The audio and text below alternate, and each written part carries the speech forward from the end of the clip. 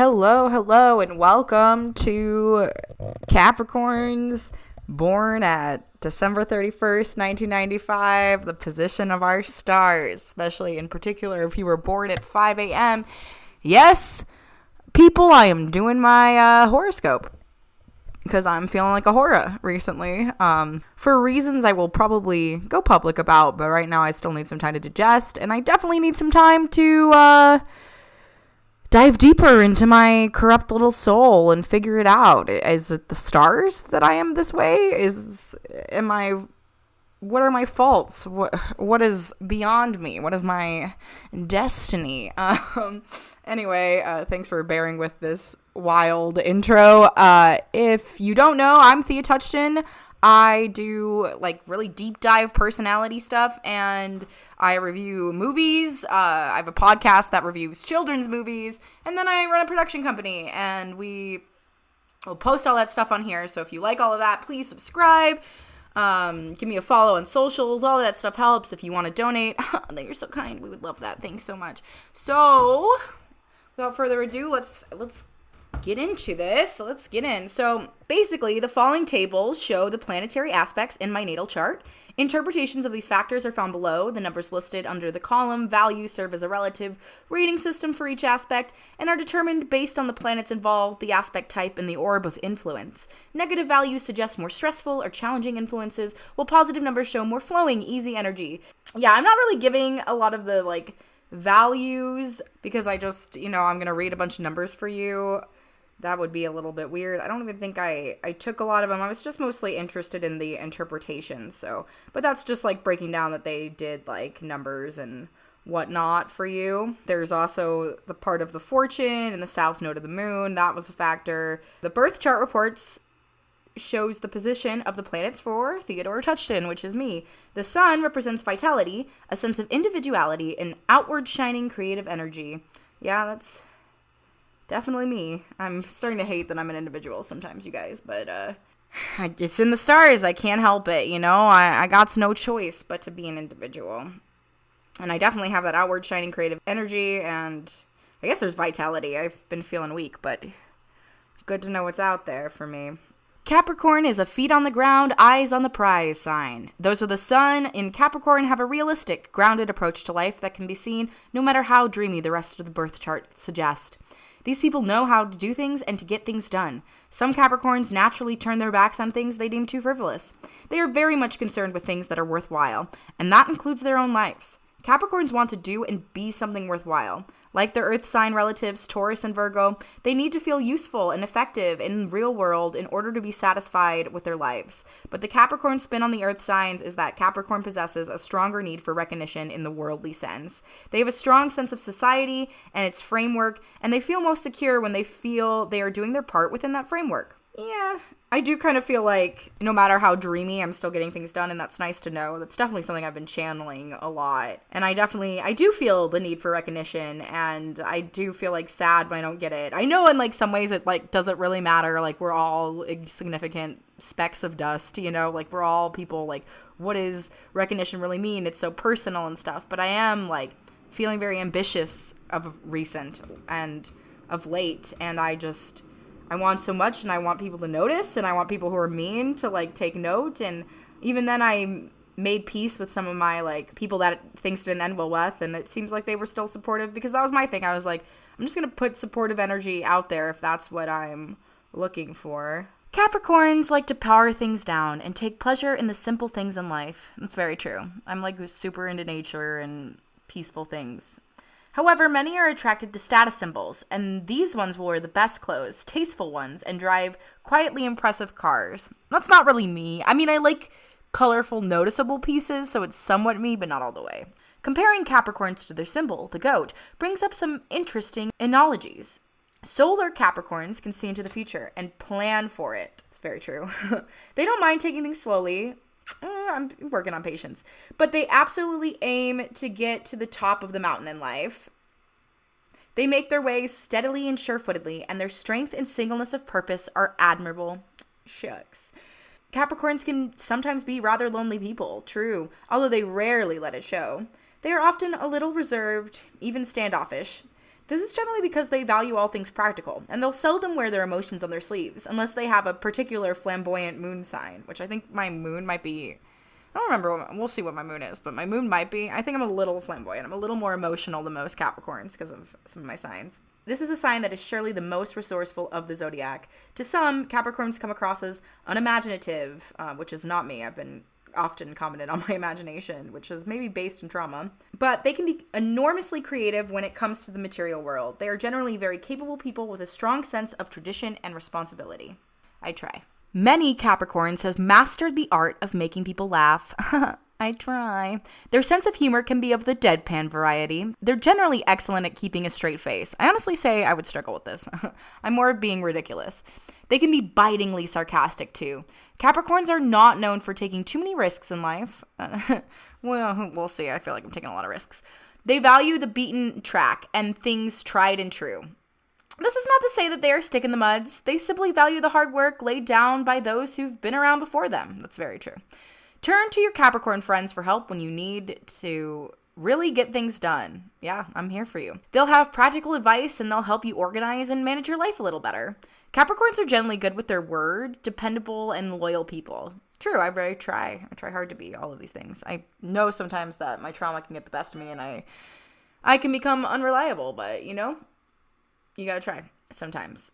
So here's a short description of Capricorns. They're honest, reserved, circumspect, honorable, and strong-willed. I don't even know if I know what circumspect is. Define it in the comments for me. But I try to be honest. I don't know that I'm really reserved as a Capricorn. I try to be very honorable. And my will can be very strong. I sometimes feel like it's not as strong as it should be, but I'm definitely ambitious. I don't know about quietly, but I think it's in the realms of the possible. I like to think, and I do take on a lot of responsibility. Yeah, quietly ambitious within the realms of the possible. They like and take on responsibility. They can work in the social domain. I don't know what the social domain really means. Possible issues, sometimes a bitter and mistrustful mind. You got me. So I'm a Capricorn with an ascendant Sagittarius, which means I take pride in what I own, and I have a strong drive for security. It's very true. I like to have objects that I really like and feel good about, and I definitely want to feel secure. You have a staying power, and you hate to let others down once you've made a promise. So true. Avoid over-identifying with what you have. Concentrate on proving your worth through your strong value system and your incredible ability to stick with things and with people. Okay, I'm listening. I'll bite. Take pride in the solid and secure foundations that you build, as well as the lasting relationships you aim to maintain, while being careful to avoid possessiveness. Oh yeah, I can get possessive, so this is definitely something I'm working on. You seek a safe and secure job, you satisfy your needs, which are substantial, and you may be given to spending money impulsively. Yeah, I'm trying not to. Very hard, though. So this is a 244 conjunction between the Sun and Mercury. Because my ego and my mind are usually on the same page, I possess much mental energy. True. You are always in a position to think about what you want, and in many ways, this is an interruption of the will. You are highly intelligent with a great drive to communicate with the others. True. You invest a lot of pride in your intellectual capacities. I do. I'm sometimes sad I don't have more. And yeah, I do often think about what I want, and I try to be highly intelligent and communicate the best as I can with others. I may not always listen as well as I speak. You got me there. I'm trying, though. However, you may be too busy thinking about what to say next. So bad. But you are very curious, and although you enjoy expressing yourself, you usually don't dominate conversations completely, which is what I thought, and I've definitely been working on, so that's true. As far as studying or learning goes, you are better off reading the material than listening. To a teacher. These traits come from a strong need to take an active role in communications. It is very hard for you to passively listen and absorb information. True. Your opinions are usually strong and you are an independent thinker. You tend to be proud of your opinions and thoughts and might easily get a bruised ego if you are not heard, or if your opinions are pushed aside or ignored, or if your opinions are criticized. True. Yeah, I don't take criticism well, and I should be better at it because it's usually not that personal. It's just, and some people's thoughts are better, and it just is what it is. But yeah, I'm in so much self-hate right now, you guys, but I'm trying to work through it, You are expressive and possibly a very animated speaker. Oh, I am. You are also very witty, and others enjoy your playful and sometimes mischievous sense of humor. That's good. I'm glad you guys like it.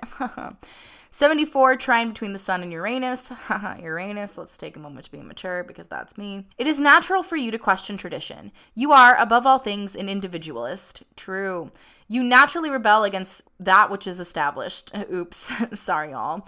It doesn't mean that you constantly break all the rules, true, but you definitely do question some of the rules, especially those that simply don't make much sense. You got me. You possess a huge distaste for routine. It's true. You work best when you have some say as to when and how you get things done. You possess much self-integrity, and you avoid labeling people and are most offended when others attempt to label or stereotype you. Yeah, this is true. This is very true. I don't really like to be labeled at all. I easily embrace new ways of doing things. I stick up for the underdog, and I express myself in a unique, inspiring way. Aw, shucks, I try. I don't have to try to stand out as unique. I am original, creative, and progressive without trying. It's kind of true, honestly. It just kind of happens for me. I mean, I try in a lot of ways, but most of the time it's relatively natural. You are far from pretentious. Aw, yay. You value honesty and the truth, and you avoid putting on airs. You believe in the equality of people and can easily relate to people from all walks of life. You possess an unmistakable enthusiasm about life, and generally your life is interesting because you invite unusual or adventurous experiences into your life. I do have a little bit of an enthusiasm about life, which is weird with somebody struggling with suicidal stuff and everything is very interesting. And I do try to invite unusual or adventurous experiences in my life. I feel like I get so much fun out of that. I am generally appreciated by others because I'm open-minded, fair, and not judgmental. I really try. Nothing really seems to faze you. So much does, but I'm glad it seems that way. That's how I wanted it.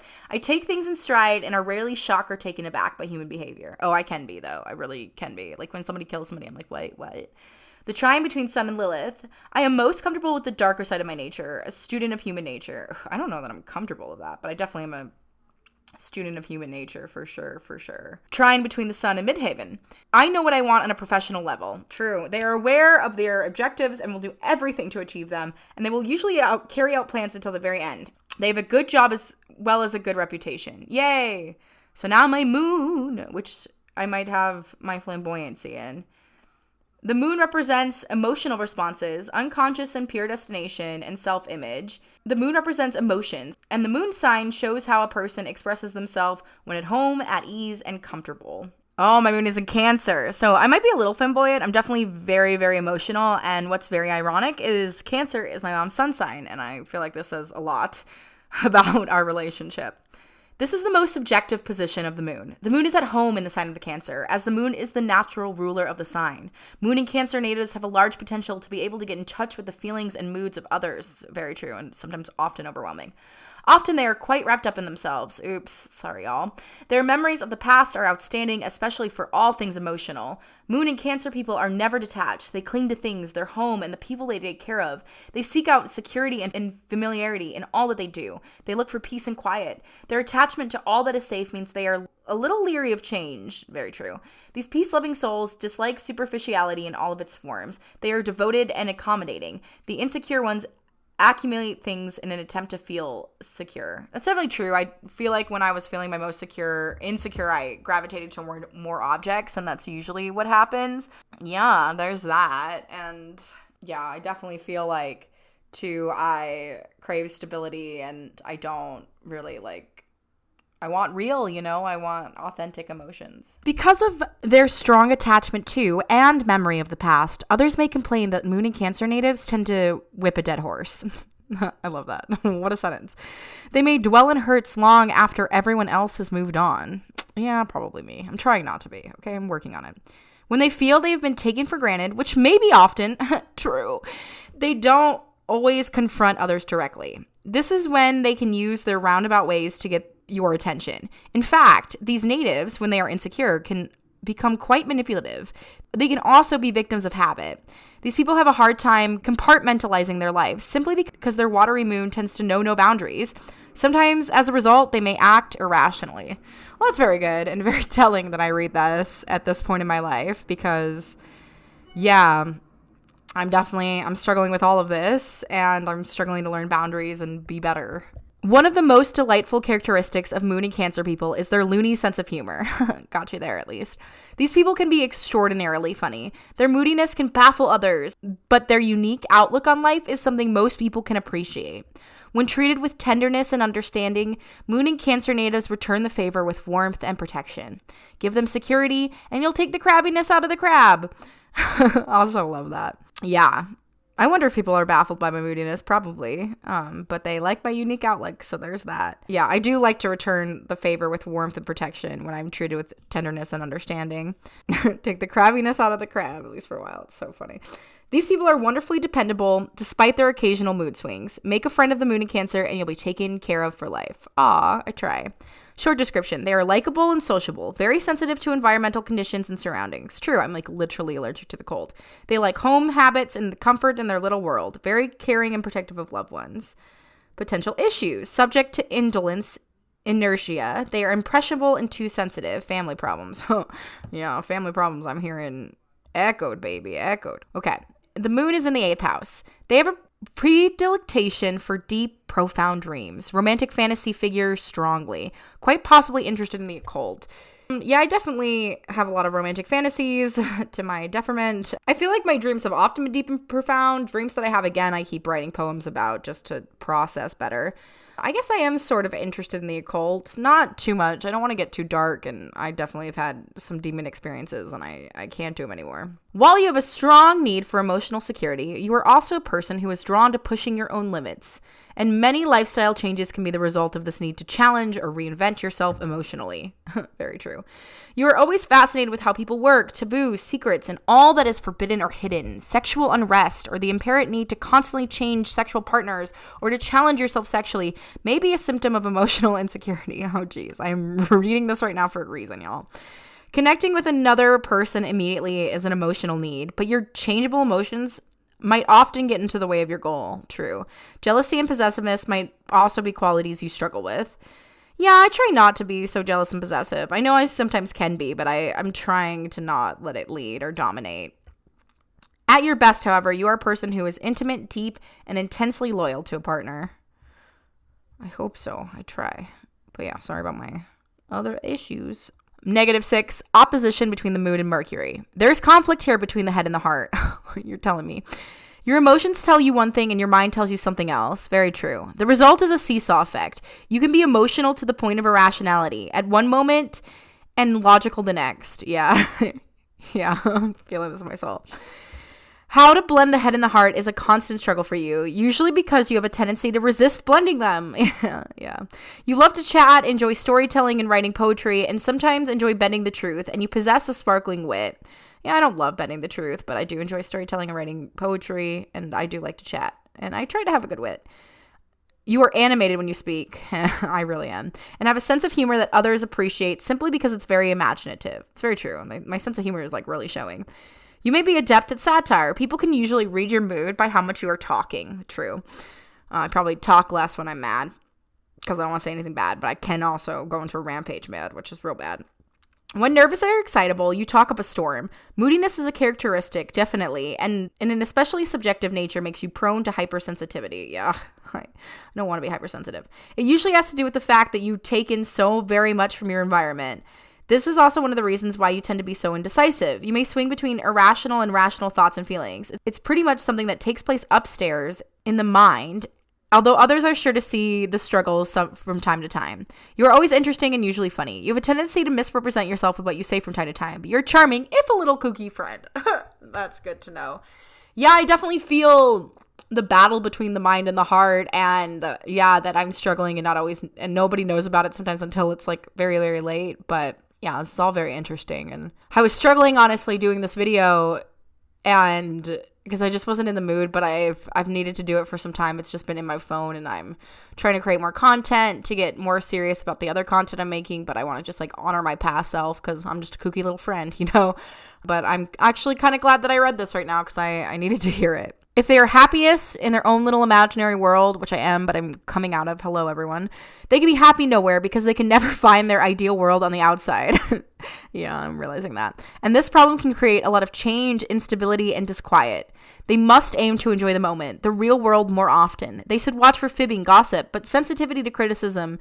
Thin-skinned leaves leave them feeling vulnerable. If other aspects allowed, they can be a very good novelist, great imagination and observation. Well, that's good, because I'm trying to actually be a kind of poetic novelist. So then I got a -259 square between the moon and Mars. You can be precocious, animated, and passionate. True, I can be all those things. You seek emotional excitement in your life. And although you often project a brave, tough image, your skin isn't as thick as you'd have others believe. True, guilty, you caught me. You tend to put up defenses due to your emotionally vulnerable and excitable disposition. Unrest is characteristic as you are bored by routine and become easily frustrated when life is too easy. I don't feel that. I actually feel like I'm craving easy life. There's a buzz of energy surrounding you, and you tend to meet many conflicts in your life. With the opposition, the conflict tends to be lived through relationships. The passions are quite raw, especially in youth. I'm feeling that. If you can channel your excitable energy into sports or some other competitive field, all the better. I wish I could have did when I was younger. I guess I still can now as an adult, but it's like harder, you know? Although you can be decidedly amiable and interesting person, others always seem to sense your boundaries. That's probably true. Something is bound to get you worked up, and it's not always clear what that something will be. Yeah, I'm sorry, y'all. Your bluntness can be both appreciated and considered offensive. Yep. Depending on your audience, you are eager to make a personal impact on those around you. It is possible that you are too eager in the sense, and you come across as a self-absorbed and difficult to stomach. Yeah, I could see people thinking that. Sorry, y'all. Patience is definitely not your strong point, you're telling me. Your responses are quick, and you are a passionate person who is usually quite courageous, though your energy is sporadic and sometimes wasted. You are sexually responsive. Yeah.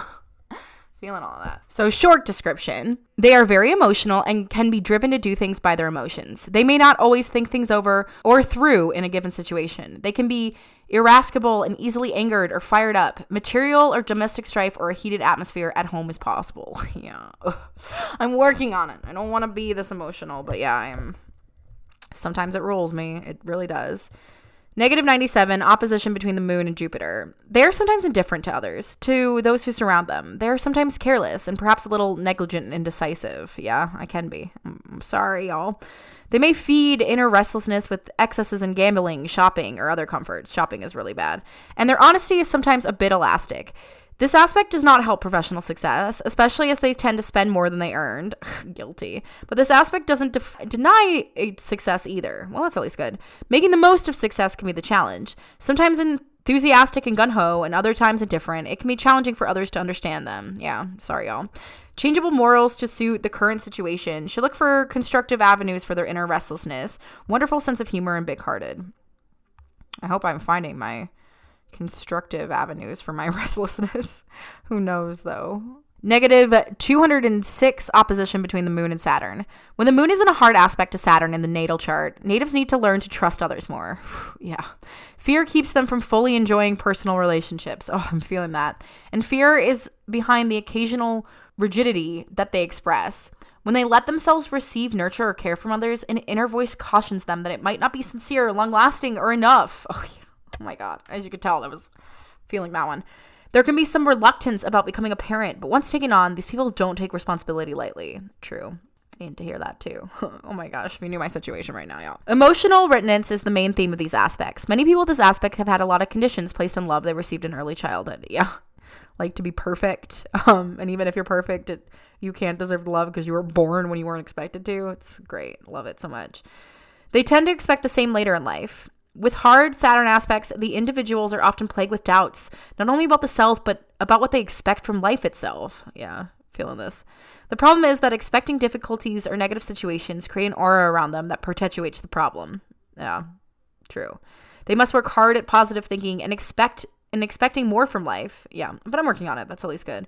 Ironically, many people with hard Saturn aspects can be quite sarcastic, skeptical, and rigid in manner. This is essentially a defense mechanism designed to protect themselves from the harshness in the world. Yeah, I feel like I'm unlearning that, though, at least on a positive. Is it extremely likely they feel neglected? It is extremely likely that they feel neglected because they perceive it in the first place and later expect it to be the case. Yeah, I'm working on that. There's a vicious cycle going on here that can only be broken when patterns created by negative conditioning are broken, which I'm working through. Adjusting one's perceptions and expectations is the key to breaking out of these negative patterns. Otherwise, natives of the hard moon aspect will live life feeling left out, attracting circumstances that perpetuate a feeling of deep unhappiness and dissatisfaction. In some ways, I'm there, y'all, and I really don't want to be. Short description. They have a changeable moods, a reserved character, which I don't think I really have a reserved character. My moons are probably changeable. Sorry. Can be stubborn and may lack assurance. It's true, I lack assurance. The relationship with a guardian may have been difficult or a challenging early family life in some cases, which, yeah, That's me. 23, trine between Moon and Neptune. Positive aspect. They're kind and sympathetic with a strongly compassionate nature. When in love, they are usually very devoted. True. Except sometimes when I fuck up. Ugh. In fact, they are devoted by their nature, not only in matters of the heart.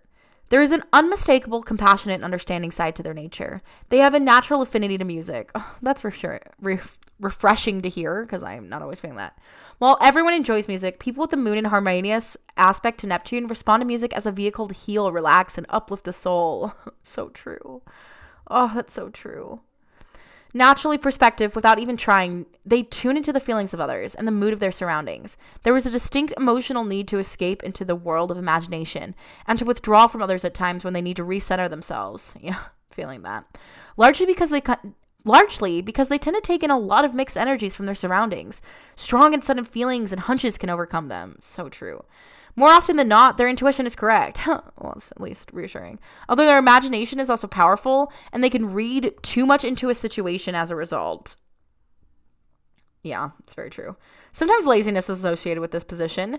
This stems from a natural timidity and a sensitivity that is apparent from youth. They may have been labeled shy in youth, and family members or friends may have jumped in to save them from situations that required boldness or aggressiveness. This passivity was accepted, and as adults, they may be less experienced than most when it comes to reaching out or going after what they want. Yeah, that's very true. I didn't have a lot of lessons taught to me, so it's been very hard to, figure them out on my own. It's been really lonely.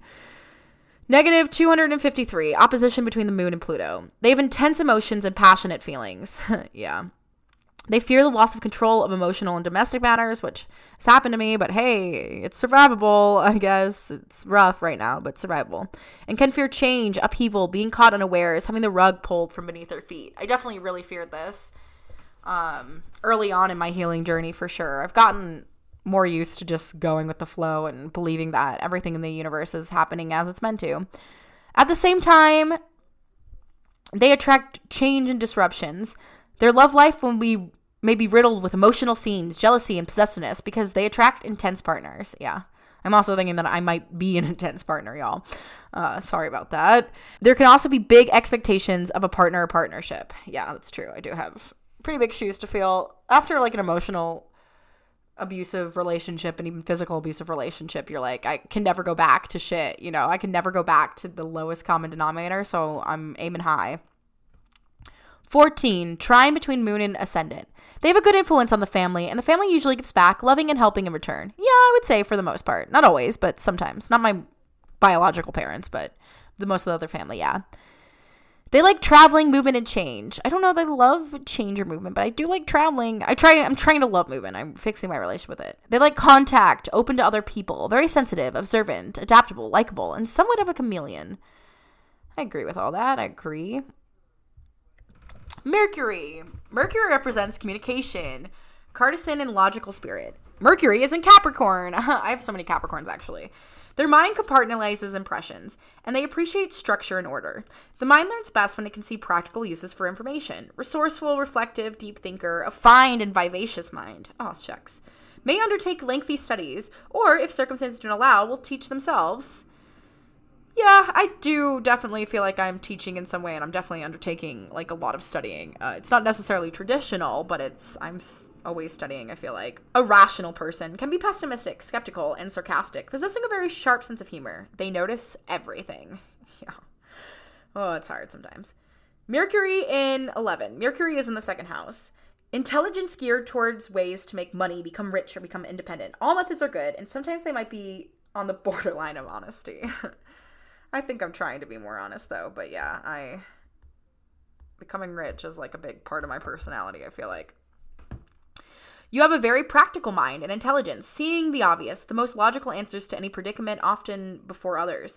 You don't like to be put on the spot or pushed into talking or coming to a conclusion. Yeah, that's true. I gotta kind of take my time. Studies are similar. You need to work at your own steady pace. Yeah, which is also why I was thinking about going back to college, but then the deadlines of college are a lot when you're already working on other stuff. So I think I'm just going to go my own route and hopefully it works out. I'm scared, but also college would leave me in more debt and I just don't think it's smart. You can be quite one-track minded at times, not very happy with multitasking, and often fixed in your opinions. Sensual stimuli is more relevant to you than abstract concepts. Yeah, that's pretty true. Yeah, I never feel fully satisfied with multitasking, but I feel like it's like to my survival, in some ways. Like I have to be because there's so much to get caught up. I feel like sometimes I honestly am struggling with being one-track minded and could get better at focusing up with that.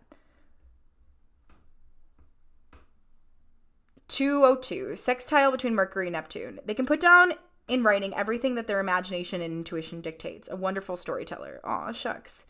91, conjunction between Mercury and Pluto. They have a great sense of observation and quickly grasp and size up the situation. They are crafty, subtle, and perceptive. Trine 43, trine between Mercury and Midheaven. They like to have their own ideas about things, to form opinions and think over the problem it poses. They are an intellectual. Yeah, that's what I learned from Mercury. I guess I'm really smart because I have Capricorn there. Interesting. Venus represents an interest in emotions and values and exchange and sharing with others. Venus and Sagittarius. When Venus and Sagittarius people are in love, they need to feel they can grow and expand their horizons through their relationships. They want to learn new things and experience everything together. Yeah, I really do. They are idealistic lovers who want you to appreciate their beliefs, vision, and ideals. They can be a confusing mix of lighthearted and serious. They are roamers. They are roamers and seekers and don't commit in their relationships as easily as others. Venus and Sagittarius people turn others on with their big smiles and laughs, their jokes, their grand schemes, their dreams, and their friendly and flirtatious behavior. They pride themselves on their open minds. Well, before I go into that, actually, I would like to talk about, I try to really commit in my relationships, but I could see that there is maybe a little bit non-committal, especially after the big mistake I've made as I record this. But yeah, I definitely want my beliefs, vision, and ideals to be appreciated. And yeah, I definitely think that is how I turn people on because I'm very silly. But anyway, yeah, they pride themselves on their open minds, but you may notice that they can be a little judgmental too. They are threatened by inhibitions on the part of their lover, dullness and emotional overkill. Yeah, true. I don't really like dullness in a lover. It's a bit problem right now. They're restless and won't put up with lovers who dwell on any one thing. When the going gets tough in their relationship, they have an overwhelming need to run away. Yeah, I'm working on it. That should not be my automatic response. Usually this only means getting out and experiencing something new before they come back, but sometimes it can be for good. They are attracted to people in love with life. You don't need to be refined, polished, or graceful to win their favor. Yeah, it's true. Honestly, I'm usually not attracted to a very refined man. Pleasing Venus and Sagittarius involves allowing them lots of room in the relationship to grow. Avoid getting stuck in a rut and understand their need to move on. Learn to laugh, but take their rants and raves seriously. Avoid criticizing their beliefs and join them in debates and philosophize along with them. When they feel the need for more experience, join them. Learn to look past their clumsiness with you and your feelings and avoid cornering them or forcing them to commit. Yeah, I think that's some stuff. I mean, I think you could force me to commit and corner me, but I think sometimes too that might be like abusive, like trauma of me saying that, but yeah, take my rights and rights seriously, very true. And I don't like my beliefs criticized, it's true, but I do like, when we have fun with our minds and philosophize and debate, so that's very, very rare. So Venus is in 1. Venus is in the first house. Big-hearted. They are generous, altruistic, devoted, warm-hearted, lovable, and sweet-tempered. Aw. They are drawn towards the arts. So true. Music and song. They like gatherings, parties. They may have big emotional highs. May crave and get a peaceful life in love. Aw. I hope I have a peaceful life in love because it's not feeling that way currently. I do like parties. And I'm obviously drawn to the arts. And yeah. I don't know if I've had my big emotional highs yet. Sometimes I have, but they're always accompanied by lows, so it kind of makes them seem less high. You are a likable, magnetic, attractive, and charming person whose heart is often on your sleeve. Unless Venus is very challenged, you are easy to befriend, diplomatic, and warm in self-expression. Oh, so sweet. Thank you, because the other ones were pretty harsh. You tend to attract others to you quite readily and rarely come on too strong or aggressive. Oh, I feel like that's not true, but I do attract others too pretty readily, though. But I feel like I do come on strong and aggressive maybe sometimes. Negative expressions of this position include a superficial charm, a tendency to play dumb, and when challenged or in doubt, and two-faced passive aggressiveness behavior. Yeah, I try not to be two-faced. I know there's been moments I have, and I definitely used to play dumb, and I sometimes have to unlearn it. Honestly, this MTV thing made me not want to be stupid anymore or come off as stupid as I have been sometimes. The need to be liked by others and or keep the peace might lead to feelings of resentment or general unrest if you feel that you give up your own power to others. Yeah. You might find it difficult to make solid decisions. Your personal sense of style and manner are things that others find fascinating, and you generally pay great attention to how these things benefit you in life. Yeah, that's very true. 15, trying between Venus and Mars. They're amorous, not peaceful and calm lover, but a passionate one with a strong temperament. They're demonstrative in love and usually enjoy full, healthy pleasures and live life to the full. Yep, that's... Negative 107 square between Venus and Neptune. They might lack self-confidence, and their ideals are not always easy to achieve. In love, they are unstable and deceitful, or more likely meets people who are like this. Yeah, I've been both, unfortunately, and I'm working on trying not to be. They are easygoing and follow others' wishes in love much of the time, and might let the partner take initiative more often than not. True. This aspect indicates a suggestible romantic nature. Being in love with love is a strong possibility. Yeah, you caught me. You are naturally compassionate and are generally willing to go over the top for a loved one. Yeah, it's true. It's hard to say whether your expectations in personal relationships are too high or too low. Thank you. At least I feel seen in that. On one hand, you tend to accept behaviors in your partners that others wouldn't accept, as you are compassionate and even drawn to people who others might consider trouble. Yeah.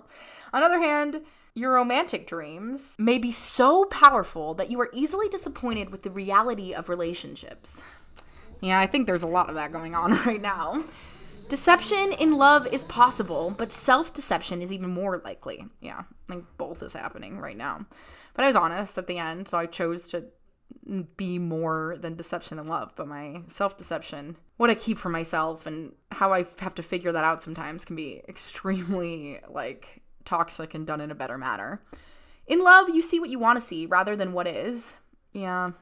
Feelings of being used or deceived may come up. However, if a distinct pattern exists in your love life that involves you being let down, deceived, or used, it will be especially worthwhile to examine whether self-deception was at work.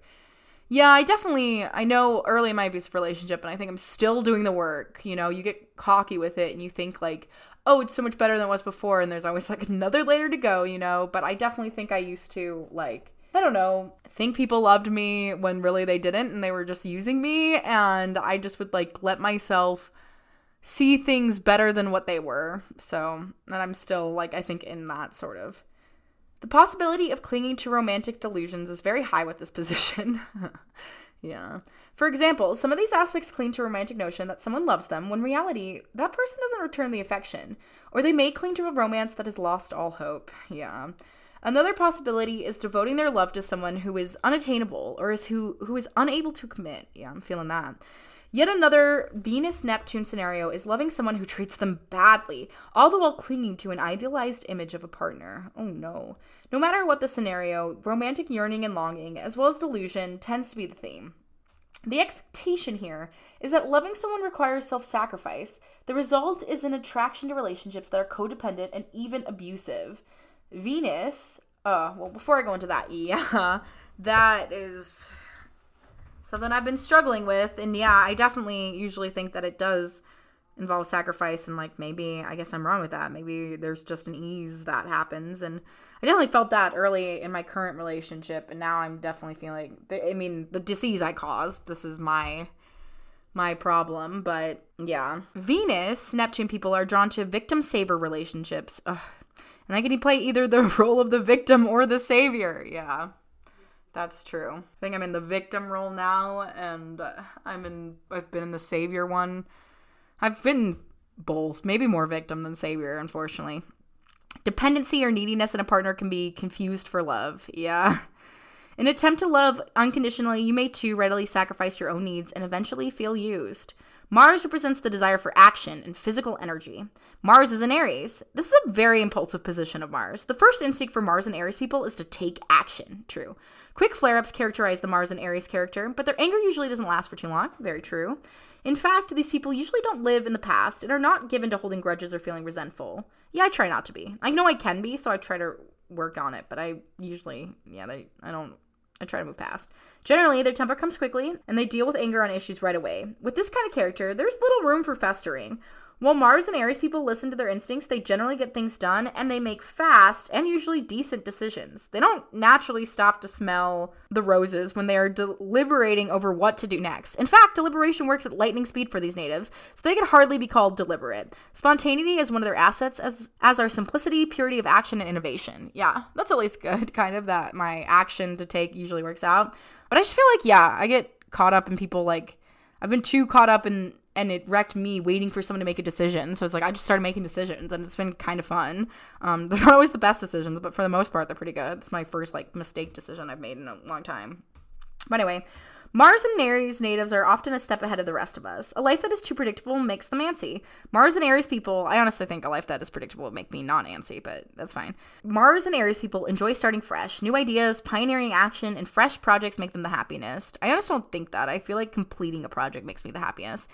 They generally enjoy challenges. Relationships with these natives can be exciting, but keeping up with them can be difficult. Yeah, my poor boyfriend right now, probably feeling that. But they are given to impulsive action, and they are not known for sticking things through. Although their physical energy is great, they can lose their initial enthusiasm quickly. Yeah, it's hard to keep me interested, for sure. And I'm trying to stick things through, but it is very hard. Mars and Aries natives are easily irritated by indirectness from others. Yeah. They expect others to say things straight, no beating around the bush. They easily become impatient with convoluted plans or with people they consider to be slow in action.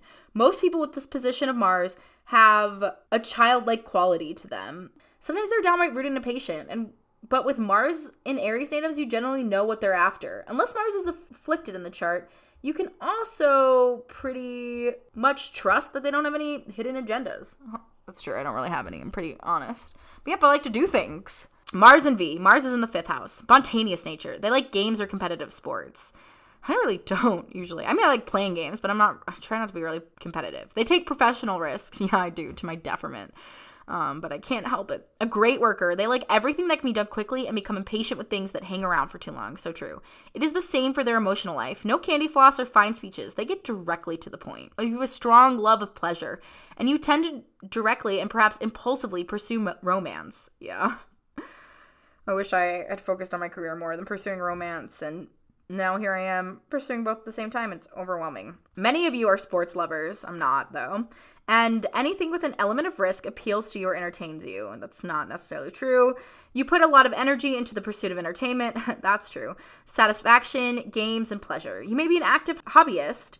True. You tend to be very playful and demonstrative, and you could really enjoy putting on a show. That's very, very true. You can be very competitive. If you have children, they may be especially active and boisterous. Oh, goodness gracious me, oh my. Yeah, so I'm going to take a pause on this and also just restate kind of what my stuff is in. Also because I found it and I don't want to forget it, and I wish I was more organized, y'all, but sorry. But anyway, this is my dates ephemeris, I don't know, ephemeris. I'm not know if I'm saying it right. It's Ephemeris. I don't know. Anyway, sidereal time. It says 6:35:48 UTC. Sun was in Capricorn at 8:49. Moon was in Taurus at 4:27. Mercury in Capricorn at 27:56. Venus was in Aquarius at 11:23. Mars in Capricorn at 23:23. Jupiter was in Sagittarius at 29:15. At 29:15, Saturn is in Pisces at 19:20. Uranus was in Capricorn at 29:18. Neptune was in Capricorn at 24:39. Pluto was in Sagittarius at 1:55. So we got 1, 2, 3, 4, 5 Capricorns, 2 Sagittariuses, 1 Pisces, 1 Taurus, 1 Aquarius. So that's all that, in case you were curious. Here are my Chinese zodiac general characteristics. Among the features defining the zodiac animal, we can include an adaptable person, a materialistic person, a tolerant person, a communicative person. I agree with all those. The sign shows some interest in terms of behavior and love, which we will list in here. Dislikes betrayal. Yeah, I do, even when I do it myself. Pure. Admirable. Devoted. Yeah, I try to be. I mess up sometimes, but I try to be. A few things that can be stated when talking about the social and interpersonal relationship skills of the sign are: prefers having lifetime friendships. So true. Always available to help others. Yeah, I try. Often perceived as tolerant. Often perceived as too optimistic. I don't know that anyone would say that about me. Some career behavioral implications on someone's path arising from the symbolism can be details-oriented when necessary, has a great sense of responsibility, has innate leadership skills, and enjoys working with groups. I do enjoy all that. Zodiac animal details. For someone born on December 31st, 1995, the zodiac animal is the pig. Oink, oink. The element for the pig symbol is the yin wood.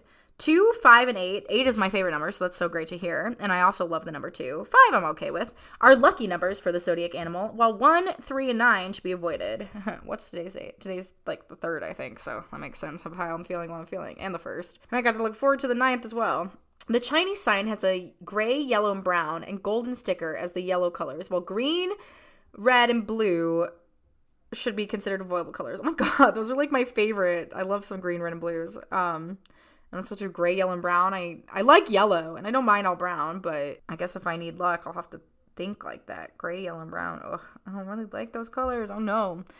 December 31st, 1995, health astrology. People born under Capricorn astrology have a general sensibility in the area of the knees. Yeah, that's true. This means people born in the state are predisposed to a series of illnesses and ailments related to this area. Yeah. It's probably because we're in the winter and the burden of Christmas, I would say, and the weight of the world on our shoulders as our birthdays are toward the end of the year, you know?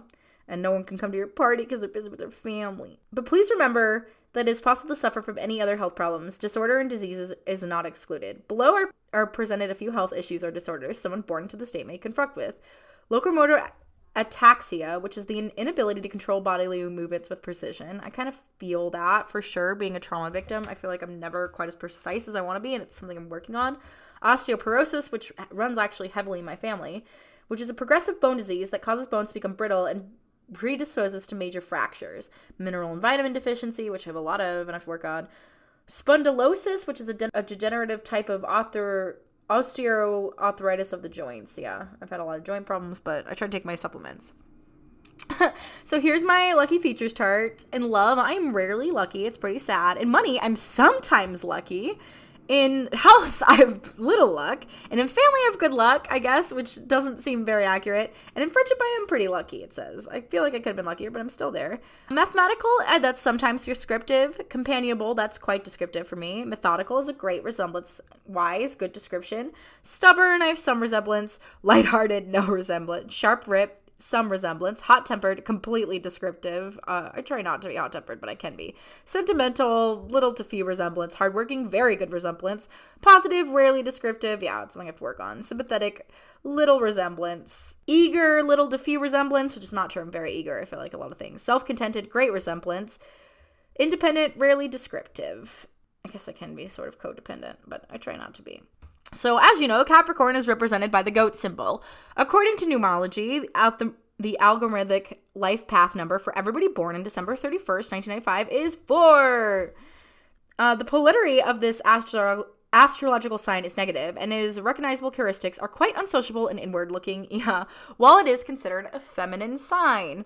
The element for the Capricorn is the earth. The most important 3 characteristics of someone born under this element are, likes quantitative facts, having a strong-willed attitude, able to recognize complexities and major problems in life. Yeah, I do feel like I like facts. I do have a strong-willed attitude, and that's all fair. The modality for Capricorn is cardinal. The most representative of 3 characteristics for a person born under this modality are prefers action rather than planning. Takes initiative very often, very energetic. Natives born under Capricorn are most compatible in love with Taurus, Scorpio, Pisces, Virgo. Interesting.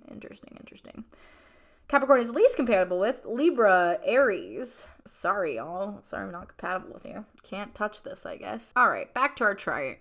Trine between Mercury and Midheaven. They like to have their own ideas about things, to form an opinion and think over the problem it poses. They are an intellectual.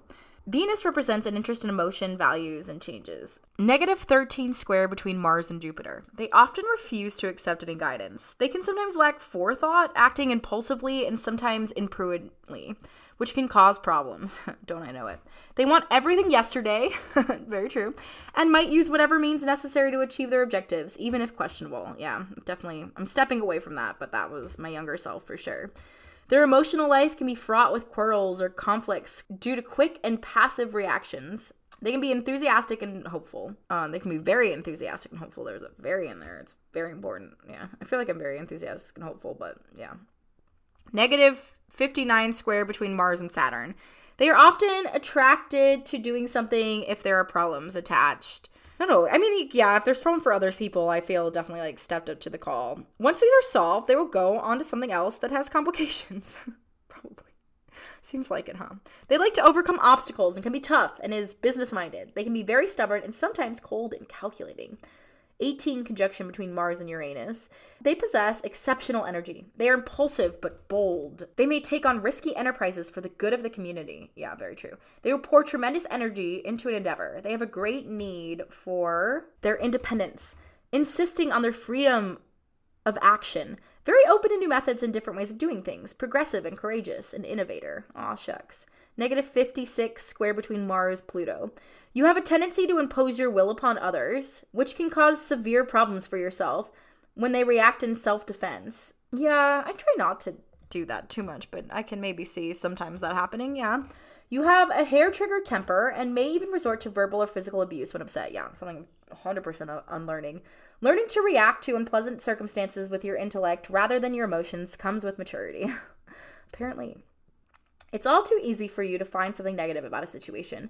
Avoid issuing ultimatums when you meet an obstacle. Yeah, I need to stop that. Instead, find a way to convince others to work with you of their own free will. Yeah. Ordinary life seems drab and uninteresting to you, and you must have something that stirs your imagination, some vision or ideal or dream to motivate you. Honestly, ordinary life doesn't sound so bad as I get older and older, but I just also am starting to feel like it's never going to come to somebody like me. You have a strong urge to act out your fantasies or to live your dream, and you will do things that others only talk about or dream about. Aw, that's good. I will do them. Artistic creation, drama, or other areas in which you can express yourself imaginatively are excellent for you. Good to know, because I'm in them. You don't easily tolerate a dominating attitude in others. Yeah. You have a healthy respect for power and authority, but only if it is handled fairly. True. Thus, this aspect gives you a somewhat scorpionic attitude towards your lovers, and it can modify the traits associated with the sign of your Mars considerably. In other words, there's a distinct possessiveness and demanding streak in your sexual nature. Yeah. Your approach to love and sex can be quite intense at times. Your sexual desire nature is a very strong one, and you may even use sex as a bargaining chip in your relationships in order to achieve your goals. Yes, I'm toxic. I'm so sorry. More likely, however, is a very focused and intense sexual nature. This also adds a very magnetic quality to your appeal. When someone finds you attractive, it can transform into a near obsession. Yeah, I've witnessed that. Your aura is strong and somewhat mysterious. You tend to come across as stronger than you intend. In fact, some people are intimidated by you. Yeah, that's probably true. I've had that was voiced to me in middle school a lot, weirdly. And you may not understand why this is so. I still don't. And when you want something or someone, you are very determined. For you, it can be all or nothing. When you're finished with something and someone, you leave it behind you. And there's no going back. You want a deep, soulful attachment on a sexual level. In your love life, you don't always take rejection well. You fear betrayal and abandonment, and this can skew your perception of your lover. You may have a highly developed sex drive. You may need to learn to rein in your aggressiveness in this area. Oh yeah, preaching to the choir here. Power struggles and control issues may surface often in your relationships. You perceive the cruel edge in people and understand its source. Self-confidence develops out of self-control in your interaction with others. Real. Too real. Jupiter. Jupiter represents expansion and grace. My Jupiter is in Aquarius. They attract the most good fortune when they are tolerant and fair, inventive, impartial, and cooperative. Very true. When I'm being bad, I'm getting bad stuff, you know? They value people and personal freedom most, desiring to show unique perspective or skills. They are open to new methods and progress, great tolerance, and humanitarianism. Jupiter is in the second house. Easygoing over money matters, no credit problems. This placement tends to increase their inheritance. They earn good money often without too much effort. They fully enjoy what they have. I think it's true. I don't feel like it's without too much effort, and I don't feel like it's good money necessarily, and I'm trying to avoid credit problems, but, you know, I'm working on stuff, so. 481, conjunction between Jupiter, Saturn. They are serious, patient, honest, hardworking, orderly. Their judgment is good, and they are inclined to think things over. They pursue their objectives to the bitter end, usually knowing when to choose the right moment. They are upright, usually law-abiding and respecting order. Yeah, I would say that. Negative 25, square between Jupiter and Uranus. They are too independent for their own good at times, and their liberty is all important. They may lack diplomacy, and their extravagance can be shocking to some. Yeah. They like verbal battles and may espouse extremist ideas to shock their companions. They have a number of internal tensions. That's true. I love to say conspiracy theories at a party. I'm trying not to anymore. I'm trying to be not a silly goose all the time. 40, conjunction between Jupiter and Pluto. They like to direct, and they are intelligent and an organizer of the first order. Negative 7, square between Jupiter and Lilith. They may run risk of ruining themselves in order to please their partner. Yeah. On a sexual level, they may know considerable effort to please their partner, but a partner can remain insatiable. There can be disappointments in love until moderation is practiced. Yeah. Sextile between Jupiter, Ascendant. They like meeting friends, enjoying a good meal and cordial atmospheres. They are pleasant, loyal, and engaging. Saturn. Saturn represents contradiction and effort, and it is what I have a tattoo of. It's good to know that it's about effort. I feel like that's a good reason that I got it. Saturn is in Aquarius. Long-term studies, and if family circumstances do not allow this, they will teach themselves. Yeah, that's pretty much what happened to me. Family circumstances did not allow, and I taught myself. They are serious and methodical in work, perhaps liking to visit the elderly and intellectuals who enrich their mind. So true. Potential weaknesses, a sense of having bad luck and frequent disappointed hopes. Oh no, please say it ain't so. Saturn is in the second house. Even if they are rich, will always give the impression of being in financial difficulties. Yeah. Seems to track. If they are broke, they give the same impression, this time with reason. They fear being without money and may be especially cautious with possessions and finances as a result. Yeah. Negative 13, square between Saturn and Uranus. They do not like routine, whether at work or in their emotional lives, and they fight to keep their independence, their freedom of action. They would gladly remake the world. That's very true. Hopefully for the better. 83, conjunction between Saturn and Pluto. They persevere, achieving their projects through hard work. 88, sextile between Saturn, adjacent. They're serious, somber, thoughtful, paying attention to detail. They like to be with older or more mature, serious people. Yeah, it's true. Most of my friends are older. Now I got a bunch of young friends, though, from the mental health action thing, so hi. Uranus. I'm so mature. Uranus represents individual liberty, egotistical liberty. Uranus is in Taurus. Stubborn, obstinate, strong-willed, not easily intimidated. That's very true. Very strong energy when faced with obstacles, but may spend more time resisting than innovating. Ugh, I don't want to, though. I want to be the opposite. Uranus is in the 5th house. They are independent, enjoying even dubious distractions. Their amorous adventures are not only numerous, but also very complicated. True. And they may lose their charm over the long term. However, with excitement and attention, love affairs can have a better chance of enduring. Can be brilliantly creative, quirky sense of humor. 108, conjunction between Uranus and Lilith. They live through marvelous adventures without much follow-up. It's true. But these leave happy memories. Yeah. They can have many adventures and fantastic love at first sight encounters. Good to know. Can I go to France yet? 6, trine between Uranus, Midhaven.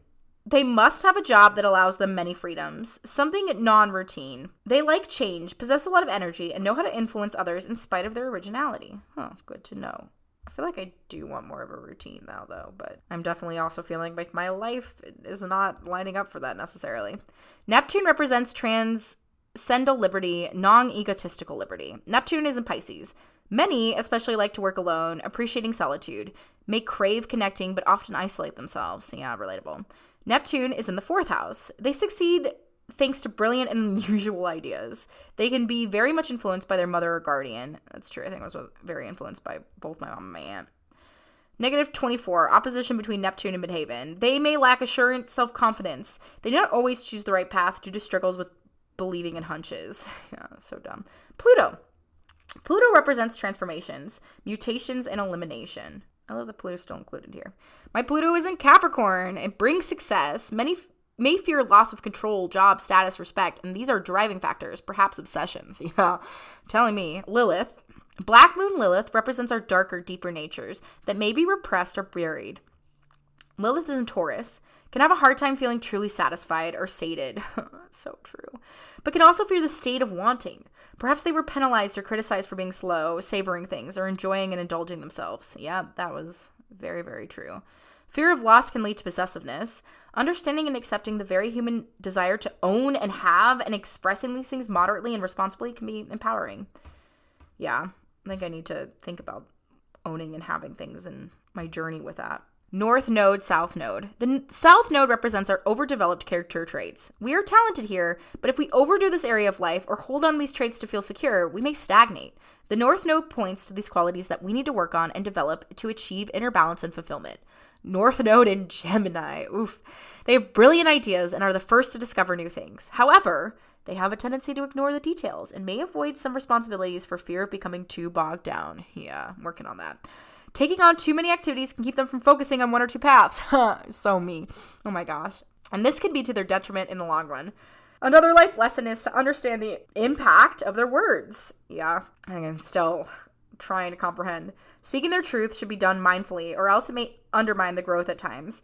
A balance should be sought. They can be excellent teacher and hold far more meaningful and intelligent exchange with others in so doing.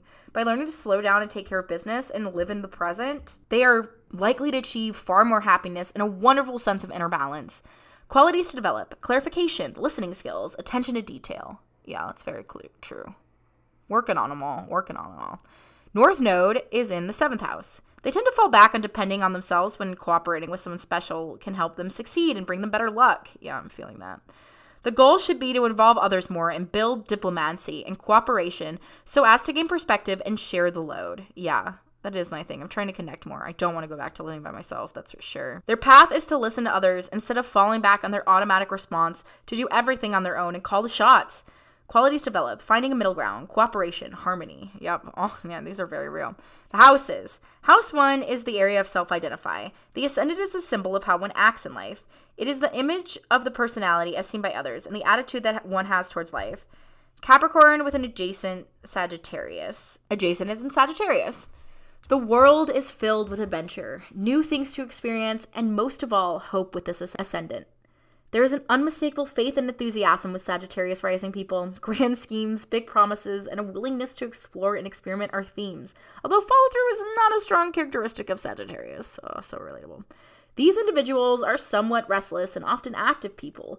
They always seem to be looking for something that is just out of grasp, and many do this their entire lives. No, I hate this so much. They can be quite direct at times, yet are likable enough to forgive for their faux pas. That's good. Good to know. Most have a lot to say and offer, and their insights and opinions are usually interesting and exciting, although sometimes lacking in details. Sagittarius rising people have opinions about everything, and they just love telling others exactly what they are. Not all people with this position are outgoing folk, but they all have a way of moving about that, at least, that exudes a certain level of confidence. Yeah, I feel like that's true. That's why most people don't think I'm an introvert, and I was like, little do you know. Although now may or not, I feel like I need to be more around people. But I feel like that's more of a moral thing than an introvert, because I definitely can't get some things done unless I'm alone. Some might even call them naive or overly optimistic. Even the quiet ones don't shrink from life and from experience. One of the most obvious and endearing traits of Sagittarius rising is their willingness to keep a sense of humor. Even when they're feeling low, they manage to find humor in life and have fun and with whatever they do have. The placement of Sagittarius' ruling planet, Jupiter, will give more clues to how they go about expressing themselves. Jupiter and Capricorn, for example, might give a more sarcastic approach, but underneath there lies a unmistakable hope and spirit for living. The 2nd house is the area of material security and values. It rules money and personal finances, a sense of self-worth and basic values, personal possessions. Capricorn on house 2. A cautious approach to money and a personal finances, possessions. Financial success may be slow but steady. Oh, I hope so, but I also want it to be fast, thanks. A hard worker. Savings are important. You're telling me I have some. Honestly, my savings is like the biggest thing I have. And now I'm thinking about spending it, which is a lot. Patience with accumulating. Money situation improves with maturity. Oh, thank God. The 3rd house is the area of social and intellectual learning. Aquarius on house 3. They are always at the forefront of progress. Quick to enhance everything that is new, original, and ingenious. They like a fresh new idea as long as it improves life and naturally is good for everyone. They're happy to travel or enjoy a new experience, even at a moment's notice, loving a life full of change, connections, and meetings. The 4th house is the area of home, family roots, and deep emotions and sense of self-worth. Also, just going back to the Aquarius on house 3, that is true. I feel like I have been on a lot of progress recently, and I'm really always happy to travel and enjoy new experiences. But anyway, my Pisces is in the 4th house, and I'm very susceptible to the moods of others around them. Yeah. May feel understood in youth. That can mark them for life. Yeah, I feel like that is. I'm trying to get over it. When a child, they need more than most to be protected, given confidence. And I was, and hopefully that's fine. The 5th house is the area of creative self-expression, romance, entertainment, children, and gambling. Interesting. Lots of different things. Aries in my 5th house, full of initiative. Things are done to the full with energy, vigor, and strength of purpose. And it is the same with the love life. Children are usually hardy and robust. Oh, cool. The 6th house is the area of learning by material transaction. Taurus in my 6th house, completely trusted at work. They know how to keep a secret and can be of irreproachable honesty. Weak point, the throat. Yeah, interesting. I definitely have felt that this year in particular. The 7th house is the area of one-to-one relationships, such as marriage and partnership, and of social and intellectual action. Gemini, on my 7th house, can marry or partner quite young. Yeah, I did. A second partnership may have less passion, but a lot of friendship. I'm definitely feeling that right now. Can be frightened of living alone in old age. Yeah, I really am. They may prefer others to do the talking much of the time. I honestly do, usually. The 8th house, in the area of emotional security and security of the soul. Cancer in my 8th house. Small inheritances are possible. They usually plan well for old age. Oh, thank God I have to. I don't think I'm retiring, so work until I die. I hope that's okay. The 9th house is the area of learning that shapes the identity. Leo in my 9th house. They're tolerant, accepting, and respecting all differences. They are honest and loyal. The 10th house is the area of material action. The midhaven represents the work one will do in one's life, the place one will take in the world of society. It becomes more important as one grows older. Virgo in my 10th house. All medical, paramedical, or social work professions are recommended. So I feel a little bit better about me now focusing more on mental health. The 11th house is the area of search for social and intellectual security. Libra in the 11th house. Often are friends with well-placed people. That is kind of happening recently. Artists are known even regionally, influential people in society, the social or political world, high-class evenings. Oh, I hope so. I kind of love this world, honestly. The 12th house is the area of education and of emotion. This is where we meet our karma, deal with endings, and sometimes where we bury things. Scorpio in my 12th house.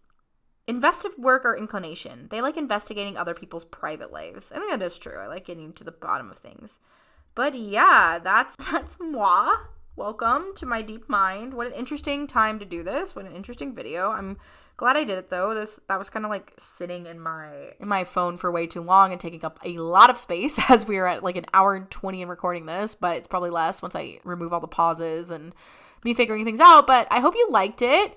Let me know what you think and let me know about all of your horoscope stuff. We should talk about it and have fun. All right. Have a good one. Please subscribe and like and donate if you can. All this stuff goes to hiring other artists, and that's what I want to do. But I'm so happy to just have the ability to do this stuff and share it. So thank you so much for listening, and I hope you have a good one and that your stars are where they need to be for your success.